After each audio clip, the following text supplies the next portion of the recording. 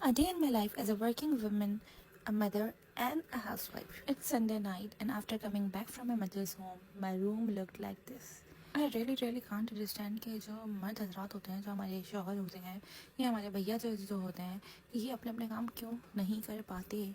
Why they don't even know कि bedsheet किस तरह चेंज करनी है. वाई दे डोंट नो कि अगर आपके कमरे में मासी नहीं आई है, मेड नहीं आई है, तो आप उसकी जगह आप खुद भी हल्की थोड़ी बहुत डस्टिंग करके आप कुछ कर सकते हो. एटलीस्ट अगर आप अपने कपड़े चेंज कर रहे हो तो आपकी ट्राउज़र एक जगह पड़ा हुआ होगा, आपकी शर्ट एक जगह पड़ी होगी, आपके टॉवल एक जगह पड़ा हुआ होगा, आपकी टोपी जो है वो एक जगह पड़ी हुई होगी. अगर आपने 2 दिन मैं नहीं हूँ और 2 दिन आपके क्या कहते हैं मर्द हजरात की बात कर रही हूँ, अगर 2 दिन आप लोग ना हो घर में और 2 दिन तक अगर वो चाय पानी बिस्किट जो भी खाएंगे पिएंगे, इवन दो अगर कोल्ड ड्रिंक या छोटी मोटी जो बाहर के स्नैक्स तक होते हैं ना, उन तक के शॉपर्स ऐसे पड़े हुए होते हैं.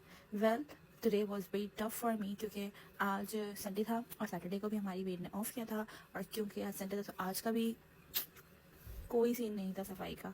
तो बॉस यहाँ मैं खड़ी हो गई क्योंकि मुझे इतने गंदे गलीज कमरे में सोने का दिल ही नहीं चाह रहा था. So just after doing basic cleaning मैंने जस्ट अपना क्या कहते हैं सफाई की थोड़ी सी, जिसमें क्या कहते हैं मैंने डस्टिंग वगैरह की और क्या कहते हैं बेडशीट चेंज की क्योंकि गंदी बेडशीट पे सोने का दिल ही नहीं चाहता.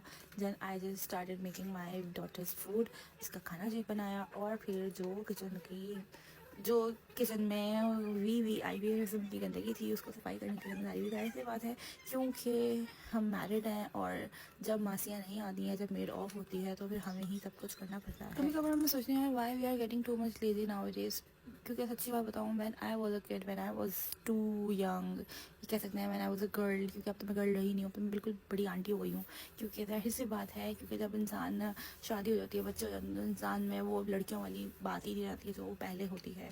शादी से पहले हम इतने एक्टिव होते हैं जबकि हमें ना इतने कोई काम करने होते हैं ना कुछ होते हैं, लेकिन फिर भी हम एक्टिव. और शादी के बाद ना हमें बहुत ज़्यादा ना डिजीनेस आ जाती है, हमें लेटने का दिल चाहता है, हमें सोने का दिल चाहता है क्योंकि हम इतना थक चुके होते हैं. हमारी रूटीन डिस्टर्ब हो चुकी होती है, हमारी नाइट रूटीन डिस्टर्ब हो चुकी होती है, हमारी डे रूटीन डिस्टर्ब हो चुकी होती है, हमारे सोने का पैटर्न चेंज हो चुका होता है, स्पेशली जब आपका बेबी हो जाए.